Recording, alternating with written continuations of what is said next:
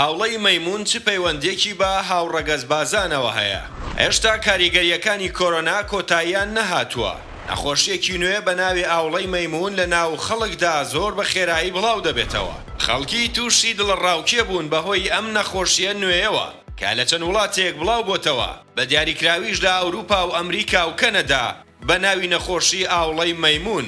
لا نزیکەی 12 دەوڵەتدا ئەم حاڵەتە تاوەکو ئێستا تۆمار کراوە کە بریتین لە بەریتانیا، ئەڵمانیا، فەڕەنسا، ئەمریکا، ئیسپانیا، کەنەدا و سوید لەگەڵ چەند دەوڵەتێکی تردا.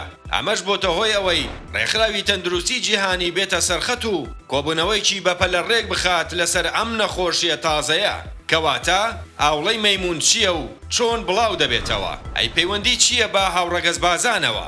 نەخۆشیەکی ڤایرۆسی دەگمەنە، لا نەخۆشیە گوازراوەکانە. لە پۆلی خێزانی ڤایرۆسی ئاوڵەیە. شوێنی سەرەکی ئەم نەخۆشیە ناوەڕاست و ڕۆژاوایی ئەفریقایە. لا نیشانەکانی بریتین لە تاو ئازاری ماسوولکە لەگەڵ گەورەبوونی غودا، هەروەها تلۆقی سەرپێستی نائاسایی لەسەر چەندین شوێنی لەش. ئەم نەخۆشیە ماوەی 2 هەفتە بۆ 4 هەفتە دەخایەنێ. ڕێژەی مردن لە سەدا 1 بۆ 10. بەڵام ئەم حاڵەتانەی لەم دواییانەدا بڵاو بوونەوە شتێکی نەئاسایی بووە لەبەرەوەی لە شوێنێکدا بڵاو بۆتەوە کە شوێنی ئەم ڤایرۆسە نییە. یەکێک لە گەورە بەرپرسانی ڕێکخراوی تەندروستی جیهانی وتی بڵاوبوونەوەی ئەم ڤایرۆسە لە ڕێگەی پەیوەندی سێکسی لە دەرەوەیە. تێکەڵاوبوونی ڕاستەوخۆ ڕێگای سەرەکی بڵاوبوونەوەی ئەم ڤایرۆسەیە.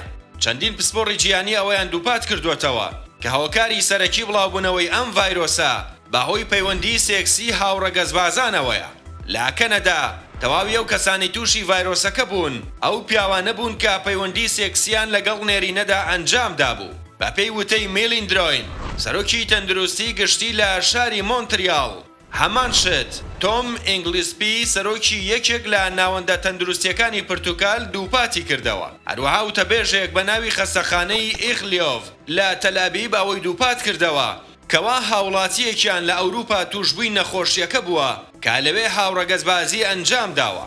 هەروەها ڕایشکاری تەندروستی حکوومەتی مەدرید ئەوەی دووپات کردەوە کە زۆرینەی حاڵەتەکانی توشبوون بە نەخۆشیەکە لەو کەسانەدا ڕووی داوە کە هاوڕەگەزبازن. هەمان شت لەلایەن سۆزان هۆپکینزی گەورە ڕایشکاری پزیشکانی ئاژانسی ئاسایشی تەندروستی بەریتانیاوە دووپات کرایەوە بە جۆرێکە وتی ڕێژەی توشبوون بە ئاوڵەی مەیمون لە بەریتانیا و ئەوروپا لە نێوان هاوڕەگەزبازاندا زۆرینەیە.